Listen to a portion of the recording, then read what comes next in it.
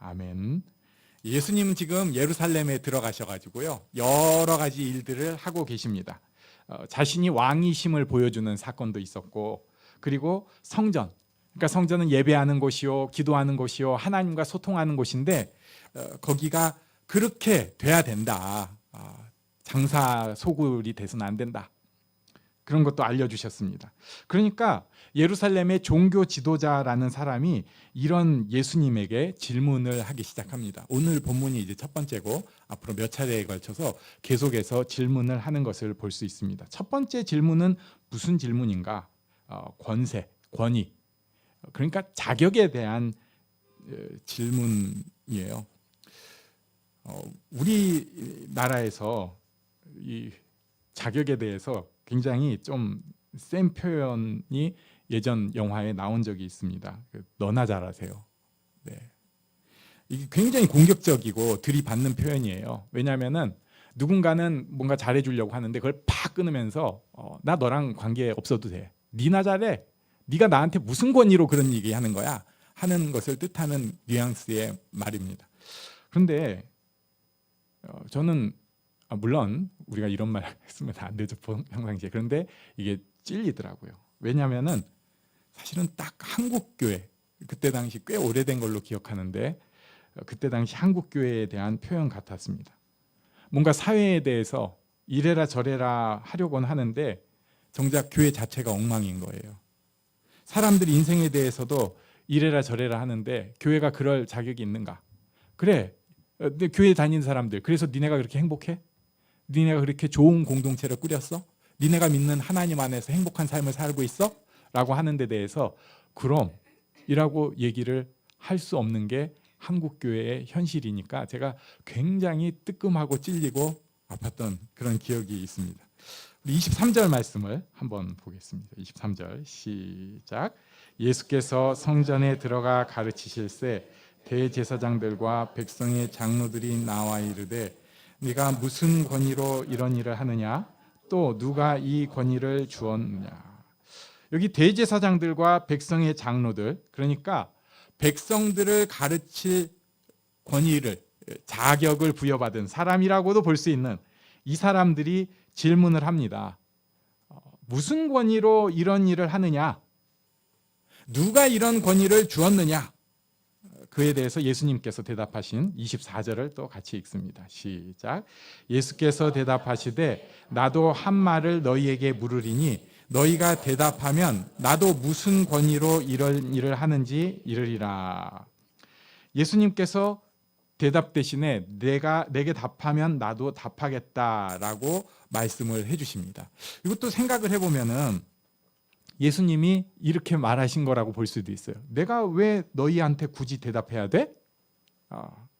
여기서 예수님의 권위에 대한 자세를 볼 수가 있습니다. 예수님은 이런 사람들의 권위에 묶이지 않으세요. 우리는 부당한 권위의 공격이 들어오면은 움찔합니다. 그래가지고 굉장히 공격적이 돼요. 그렇지 않으면은 종속적이 됩니다. 부당한 권위의 공격이 있으면 우리는 공격적이 되거나 종속적이 됩니다.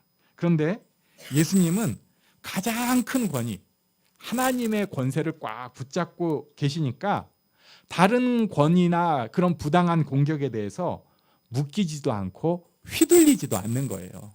사실 거기에 대해서 그렇게 들이받는 것 자체가 이미 휘둘리고 있는 것입니다. 또는 종속적인 것도 사실은 휘둘리고 있는 것인데 그런 모습을 가지지 않는 거예요. 그러면서도 참 신기한 게 예수님은 그 권위들도 어느 정도 인정을 해주세요. 휘둘리지 않고 어느 정도 존중을 해주시는 것입니다. 그러면서 오늘 본문에서도 드러나는 것처럼 사실 예수님은 다 설명을 해주고 계십니다. 질문하면요, 저것들이 알아들을까 싶은데 또 다 설명을 해주세요. 가만 보면 설명을 다 해주세요. 우리는 우리 편 아니면은 남의 편은 적으로 간주합니다. 그래서 그들의 권위는 나랑은 상관없다고 자꾸 끊고 싶어 해요. 하지만 예수님은 그들의 권위까지도 인정을 해주시는 것입니다.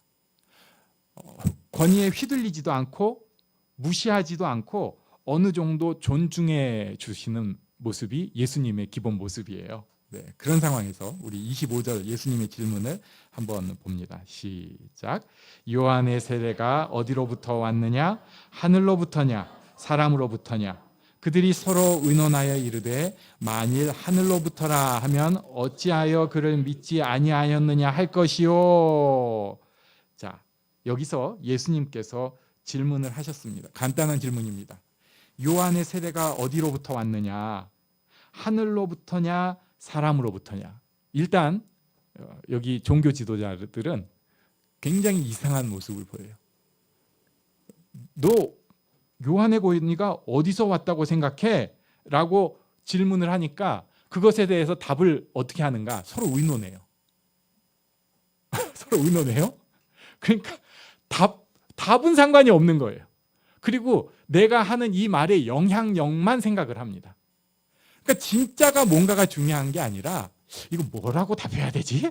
어떻게 해야지 저놈을 이겨먹을까? 어떻게 하면 사람들한테 잘 보일까?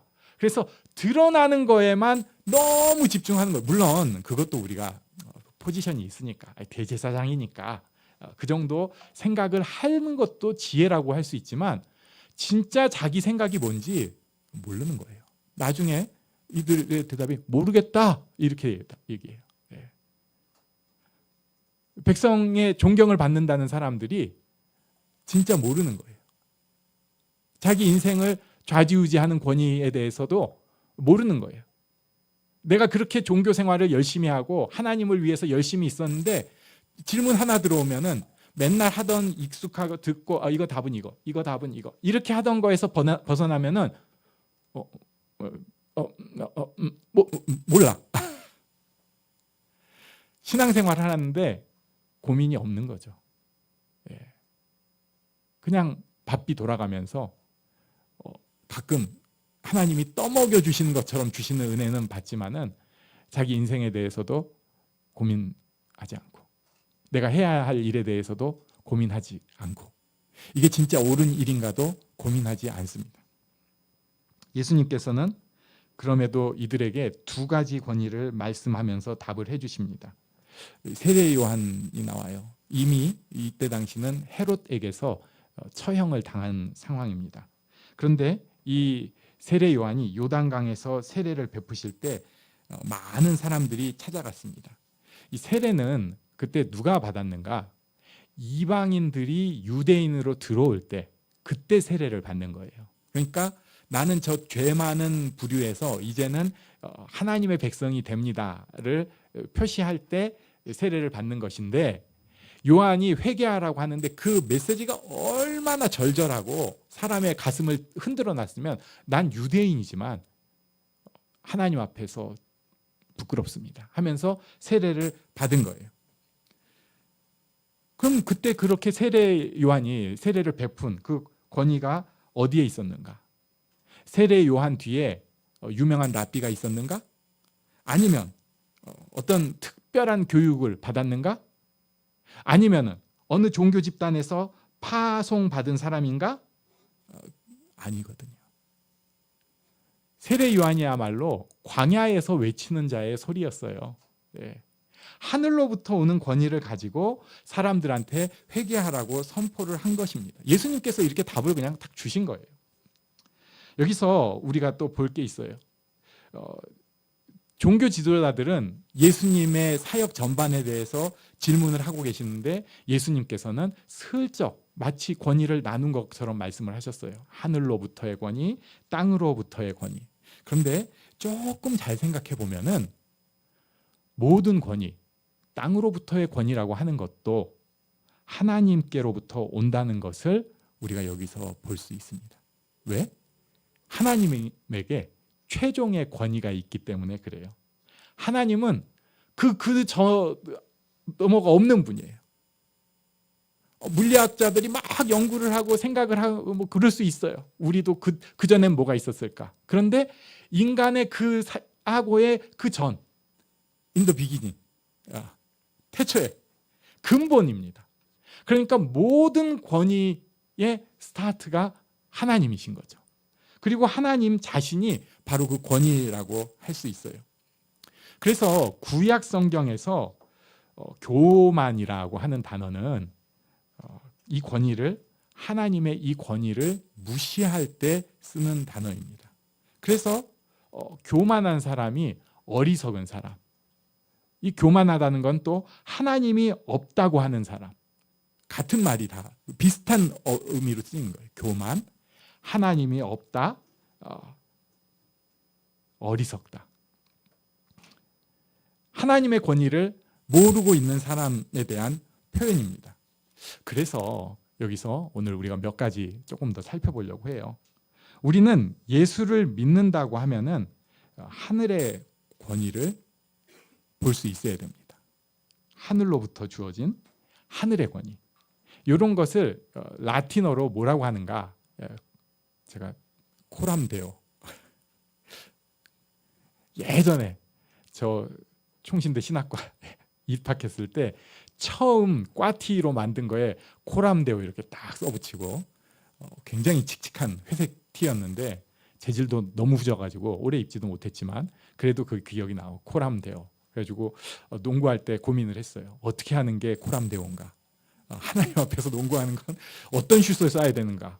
그러면 이게 페인트는 주면 안 되는 건가? 속임수잖아요. 하나님 앞에서 속여? 옆에 적기라고? 아니면은 몸싸움도 살살 해야 되는 건가? 코람데 오면은 이렇게 빡 할 게 아니라 이렇게 비켜줘. 예, 코람데요. 하나님 앞에서 사는 거예요. 왜 이른 아침에 첫 시간에 기도하는 것을, 말씀 보는 것을 권장합니까? 하나님 앞에서의 하루이기를 바라기 때문에요. 그래요. 또 아침에는 도저히 정신이 하나도 아침엔 제가 아니에요 하는 사람은 저녁 시간에라도 꼭 하루를 마무리하면서 말씀을 묵상하는 것을 권면합니까? 왜? 이 하루가 하나님 앞에서 보냈다는 것을 자기 스스로에게 선포하고 하나님 앞에서 선포하기 위함입니다. 그러면서 생각을 하는 거죠. 하나님 앞에서 사는 거니까 뭐 그냥 쉬운 거예요. 안 할 일은 안 하고 하나님 앞에서 할 일은 하는 것입니다. 안 할 일 안 하고 할 일 하는 것. 생각해 보니까 이게 부모들이 애들한테 다 바라는 거잖아요. 뭐 그렇게 특별한 걸 바라겠어요. 그런데 문제는 우리가 안 할 일을 하고 할 일을 안 하고 사는 경우가 너무 많다는 거예요. 근데 애들하고 우리의 차이가 뭔가 좀 비슷한 점도 있지만 몰래 하는 겁니다. 안 할 일을 하는데 몰래 하는 거예요. 그리고 할 일을 안 하는데 몰래 하는 거예요. 하는 척하면서 안 하는 거죠. 그러다 보니까 하나님 바라보는 것도 불편하고 코람데오 이런 거 좀 불편합니다. 네. 교회 와가지고 예배드리면서 이렇게 큰 그룹으로 예배드릴 때는 짐짓 다 하나님 앞에서 거룩한 모습을 하니까 다 괜찮아 보여요. 그래서 여기 소그룹 나눔의 장점이 있는데 남들 몰래 하는 것을 조금이라도 끄집어 놓는 것입니다. 저는 꼭 소그룹이 있으면 좋겠어요. 그래가지고 자기를 조금씩 끄집어내는 그 공간을 만들어야 됩니다. 교회에서 그런 공간이 안 된다면 부부라도 꼭 그렇게 해야 돼요. 좀 창피하지만 끄집어낼 수 있어야 됩니다. 누구랑 같이 만나서라도 끄집어내야 돼요. 우리는 그렇게 하늘의 권위 앞에서 산다. 하늘을 바라보는 모습이 우리에게 있어야 됩니다. 하늘을 바라보는 모습, 하나님을 바라보는 모습, 코람데오의 모습이 있어야 됩니다. 그렇다면은 두 번째, 이 권위에 대한 말씀을 보면서 우리는 무엇을 생각해야 되는가? 하나님께서 내게 주신 권위 또는 자격이라고 할 수 있는 이 권위를 누려야 합니다. 내가 과연 내게 주신 권위를 누리고 있는가? 아니면 다 팔아먹었는가? 현대인이 가장 누리지 못하고 있는 게 있어요. 안식입니다. 안식이에요. 하나님께서는 안식을 명하기도 하셨고 안식할 수 있도록 만들어 주셨어요. 사람들도 엄청나게 안식을 하겠다고 싸우고 투쟁해가지고 요새 주 6일 근무하면 굉장히 이상한 사람인 것 같잖아요. 근데 후진국 출신 후진국 출신으로 아니 주 6일 근무가 뭐가 문제예요? 이렇게 얘기할 수 있거든요. 근데 지금은 이제 확보를 했어요. 주 7일 근무하던 사람들 그거 안 된다. 주 6일, 주 5일. 근데 문제는 그렇게 해놓고는 쉬질 못하는 거예요. 몇 시간을 못 쉬어요. 가만히 있지를 못해요. 그러다 보니까 점점 외부 때문에 그렇게 되는 게 아니라 스스로도 그렇게 돼가지고 아무것도 없이 푹 쉬는 공간 나한테 꼭 필요하다고 해놓고는 그 시간을 주어지면 누리지를 못합니다. 쉴 권위를 내가 던져버렸어요. 또 우리에게 주신 크리스찬들에게 주신 놀라운 권위가 하나가 있는데 그게 하나님 앞에 예배드리는 거예요. 예배는 오늘 우리 찬양 중에 한 고백이 있었는데 겸손하게 무릎 꿇고 주 이름 앞에 엎드리는 거예요. 예배는 뭐 구경한다거나 그냥 이렇게 있는 게 아니라 예배는 겸손하게 무릎 꿇고 그 앞에 엎드리는 것입니다. 이런 걸 이제 예전에 드란노 경배와 찬양에서 그 월십 팀이라고 해가지고 이분들이 그걸 형상화하니까 감동이다. 그래가지고 제가 조금 소시적에 찬양하면서 그거 해보겠다고. 근데 저는 얼굴이 뜨끈해서 못하겠더라고요. 그 무슨 쇼하는 것 같아가지고 이거 어렵구나. 참 어렵구나. 그러나 예배가 하나님 앞에 겸손하게 무릎 꿇는 것, 엎드리는 것이라는 것은 표현을 할 수 있느냐 없느냐 차이 없이 누구나에게 필요한 것입니다. 그런데 우리는 여러 가지 이유로 이 예배의 권위를 팔아먹어버립니다. 너무 바쁘니까 정신없으니까 피곤하니까 우리 교회가 좀 문제가 있으니까 또는 오늘 목사님이 설교를 좀 잘 못하고 있으니까 찬양 인도자가 음이 틀렸으니까 악기팀이 뭔가 어긋났으니까 여러 가지 핑계를 두고 거기서 겸손하게 무릎 꿇고 엎드리는 모습은 예배 때 점점 사라지는 거예요.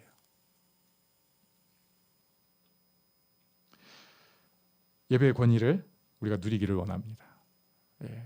안식의 권위를 우리가 누리기를 원합니다. 그리고 또 우리에게 주신 권위들이 있습니다.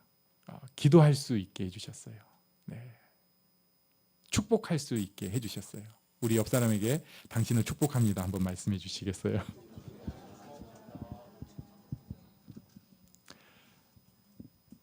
근데 이런 거 다 팔아먹어버리고 기도도 없어요. 축복도 없어요. 그리고 예수님께서 앞장에서 말씀해 주신 굉장히 큰 권위가 있습니다. 우리 20장 26절 봅니다. 너희 중에는 그렇지 않아야 하나니 같이 읽습니다. 시작.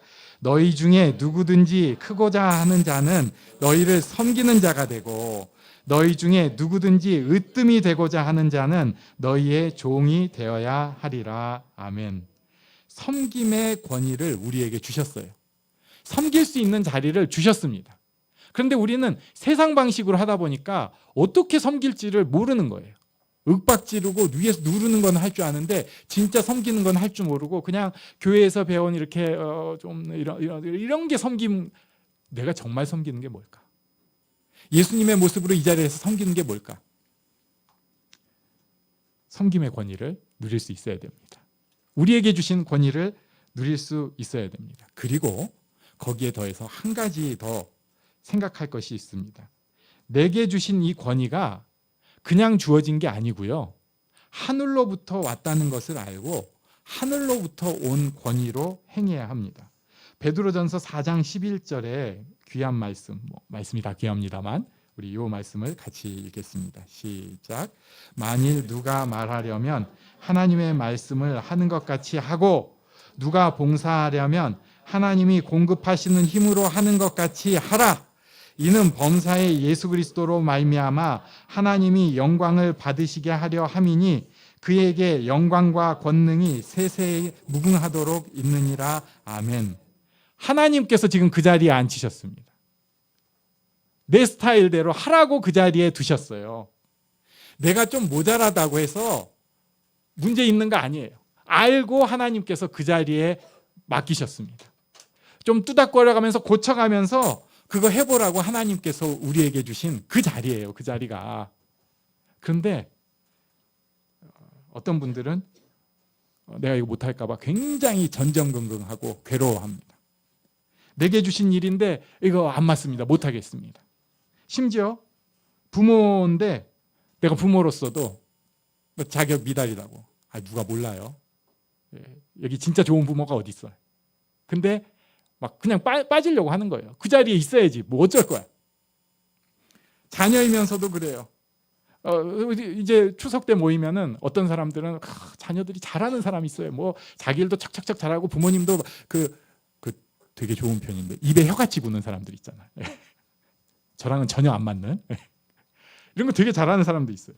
그런데 나는 뭐야 이거 무능해. 할 줄 아는 것도 없어. 관계도 덜 좋아. 그래가지고 은근히 삐딱해지고 또 들이받으려고 하고 그러면서도 소심해지고. 그러나 하나님이 지금 그 위치에 나를 두신 것을 인정해야 됩니다. 그 자리에 하나님이 나를 두셨어요. 하나님이 그 권위로 나를 그 자리에 두신 거예요. 어쩌다 보니까 그렇게 된 게 아니고요. 하나님께서 두신 자리입니다. 그러니까 하나님이 공급하시는 힘으로 하는 것처럼 해야 됩니다.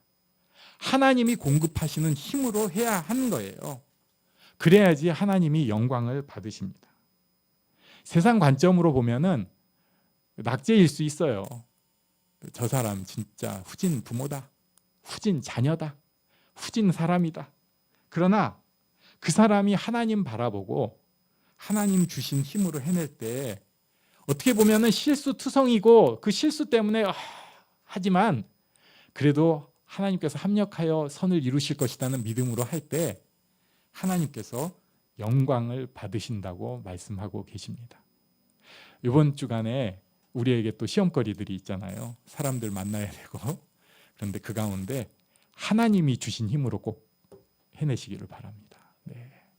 감당해내시고 하나님께 영광 돌리는 그런 한 주 되기를 바랍니다.